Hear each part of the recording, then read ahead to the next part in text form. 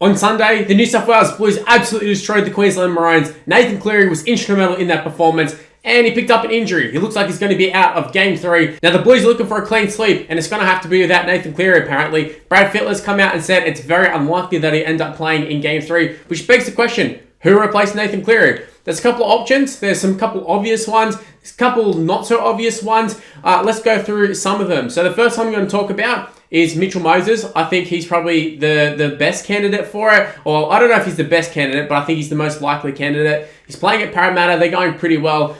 Look, he is sort of known as a flat track bully, but hey, fits perfectly with how Queensland are playing right now. Blues have been absolutely bullying Queensland, so chucking Mitchell Moses in there. He goal kicks, he plays halfback. Now, he's not a like-for-like replacement for Nathan Cleary, but Brad Fittler does have a connection with him. He's coached him in the past at Lebanon, and I think in the past, I said it in one of my previous videos, I think he's been wanting Mitchell Moses to play, but he just couldn't really justify selecting him, therefore he couldn't actually pick him. But for ages, he's been wanting to pick him. He's just waiting for the moment, and this might be the moment. So I think your most likely one is Mitchell Moses, but let's take a look at some of the other candidates. Adam Reynolds is an easy one. Adam Reynolds, I think, can easily do the job. He's had an opportunity in the past, and I think he was going to get another opportunity, and he ended up getting injured. I can't remember if Mitchell Pearce or Nathan Cleary ended up taking over, but one of the two ended up taking over. Rabbitohs were flying. I think he did a hamstring. I can't remember exactly what it was, but I remember he was definitely a front runner for the number 7 jersey. It might have even been number 6. I can't even remember what it was, but it was a couple of years back. But ever since he actually played, and I think it was about 2015, I think that's when he played, his kicking game was somewhat strong, but just the team around him wasn't that great, and obviously he suffered for it. Actually, it might have been 2016 off memory. But look, this would be a great opportunity for him. He's a lot more experienced now. He's been getting the Rabbitohs to prelim after prelim, obviously leaving the Rabbitohs at the end of the season, but he is another great goal kicker. New South Wales have Nathan Cleary, who's one of the best goal kickers in the comp, and even all the tries that they've scored, I think he's kicked every single goal. So adding Adam Reynolds into the side, obviously you retain your goal kicking, at least the quality of the goal kicking anyways, and he can steer around a team. And with how Queensland are playing, I feel like New South Wales could chuck anyone into the number 7 who's at least half decent and get the job done. So if you want to chuck Adam Reynolds in there, he's been there before. I'm sure he can do a great job. So he's another candidate. Another one is Jack Wighton. He's on the bench right now. What does that mean? Does he play 5'8"? Does he play halfback? Does Jerome Lyon move to the 7? I don't really know how the dynamic would work. Maybe Jack Wighton would come in and play the number 7. I suppose the numbers don't really mean too much these days. And with how Jerome Lyon and Nathan Cleary play, they were sort of, I feel like they were both sort of just controlling it as much as each other. But just on Jack Wighton, he's already been in the squad. He's been on the bench. He hasn't really had an opportunity to play in the halves, though. There was a lot of talk about him getting the 5'8" jersey. Obviously, it went to Jerome Lyon. Jerome Lyon's been killing it. But Jack Wighton, I think if he got selected, a lot of people would have said, yeah, that's a good selection. I'm okay with that. But he's ended up on the bench. And the problem with him coming off the bench, coming into the starting side, is I don't think there's any other person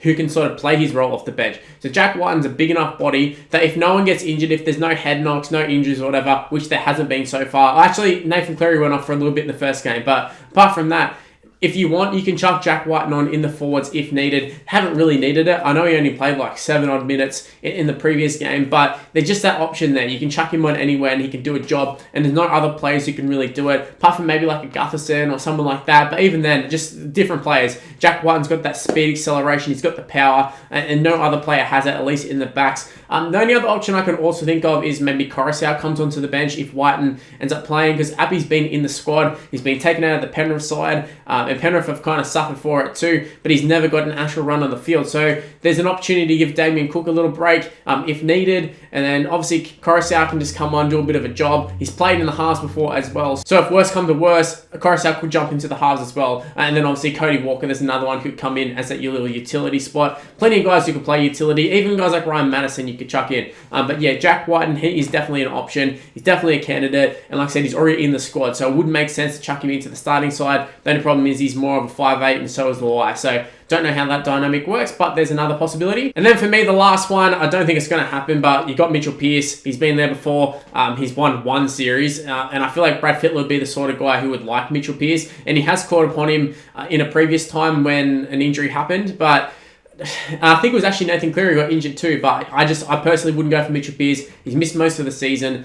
I wouldn't exactly say he's been in great form either in terms of when he was playing. It's just Mitchell Pearce, I think he's had his time. Look, he got that series win. That's all he needed. I don't think we'll see him again, but I'm sure his name will get tossed up, so I had to talk about it. So I think your candidates, Jack Wighton, Mitchell Moses, Adam Reynolds, and somewhat Mitchell Pearce. Maybe even guys like Matt Burton would get tossed up. I'm sure they'll throw in names like that. Even like, oh, well, Latrell Mitchell, he can play in the halves. I'm sure there'll be plenty of names thrown around. But for me, I think Mitchell Moses ends up as the halfback. I think he's just the easy one to chuck in. If you chuck in Jack Wighton, you got to find a utility, you got to swap around the team a lot. Whereas I think Mitchell Moses can slot into that role. He's a goal kicker, he's attacking, and I think he'd fit in well with the rest of the New South Wales side. Like, I think he can get the ball out to Trbojevic, he can back up in the middle, and I think he's still going to be an attacking threat. Whereas Adam Reynolds, he's got a great kicking game, he's pretty solid defense, but that's all he really offers. He doesn't really run it that often, and I feel like New South Wales needs someone to be threatening with the ball. And Adam Reynolds sort of benefits from having Cody Walker and Latrell and all them around them. But I will say that is one thing that goes for Adam Reynolds, is the fact that he does play with Latrell Mitchell and plays with a couple of those guys,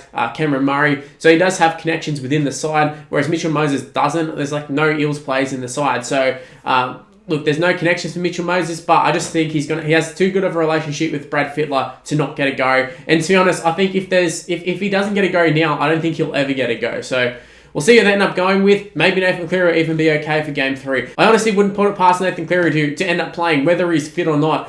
He just feels like he's that sort of player who would pull through for the side. But yeah, look, Nathan Cleary's been fantastic this series. Definitely been his best series to date. It's a shame he won't be there I suppose he will be there to lift the shield, but look, whoever ends up coming in, I think New South Wales get the job done. I don't really think it's going to be too much of an issue. We're not sort of in the predicament we were a couple of years ago, where if one player goes down, it's like, oh shit, who do we pick? Now we've got a luxury of players, and like I said, we can even chuck in players out of position and they still do a pretty good job in the halves, I'd say. So yeah, guys, leave in the comment section below, what are your thoughts? Who do you reckon is going to be the halfback for New South Wales in Game 3? Anyways, that's where I'm going to end this video. If you did happen to enjoy it, make sure you go ahead and smash the like button and subscribe to the channel if you're new around here. Make sure you use the notification bell. It's super important in terms of you actually seeing these videos. Some boxes are quite dodgy, so don't rely on them. Use the notification bell. Also, yeah, go ahead and give me a follow on social media. It's on the screen right now. It's Mr. Luke and YT for the most part. It's Mr. Luke just for Facebook, but for everything else, Mr. Luke and YT. So go ahead, give me a follow, give me a like, give me an ad, do all that sort of stuff. And that's where I'm going to end this one. Thanks for watching. Stay tuned for more content on the channel. Been uploading a hell of a lot, so like I said, stay tuned for more content on the channel, and I'll see you for the next one.